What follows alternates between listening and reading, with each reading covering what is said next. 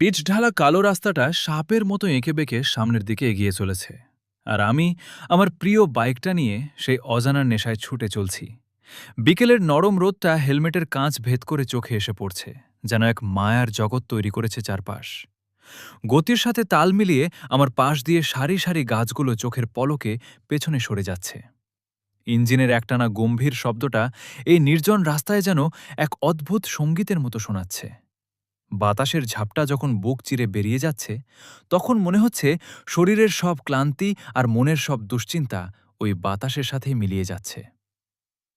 রাস্তার দুপাশে কোথাও দিগন্তজোড়া সবুজ মাঠ, আবার কোথাও ছোট ছোট গ্রাম্য বাজার। সবই এক অনন্য অনুভূতির জন্ম দিচ্ছে।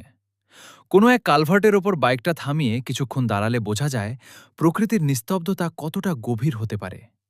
টায়ারের ঘর্ষণ আর বাতাসের শোঁ শোঁ শব্দ ছাড়া তখন আর কিছুই কানে আসে না। বাইকের হ্যান্ডেলটা যখন শক্ত করে ধরি, তখন নিজের ওপর এক অদম্য আত্মবিশ্বাস কাজ করে। মনে হয় পৃথিবীটা কতই না বড়, আর দেখার কত কিছুই না বাকি রয়ে গেছে। এই দীর্ঘ যাত্রায় গন্তব্য কোথায় তা আজ বড় কথা নয়, বরং এই পথ চলাটাই আসল প্রাপ্তি। সূর্যের শেষ আভা যখন দিগন্তে মিলিয়ে যাচ্ছে, তখন গোধূলির আলোয় পথটা আরও মায়াবী হয়ে উঠেছে। দুই চাকায় ভর করে এমন এক একটা দিন মানুষকে শেখায় কিভাবে একা পথ চলতে হয়, আর কিভাবে মুহূর্তগুলোকে উপভোগ করতে হয়। প্রতিটি মোড় ঘোরার সময় এক নতুন বিস্ময় অপেক্ষা করে থাকে, যা কেবল একজন রাইডারই অনুভব করতে পারে।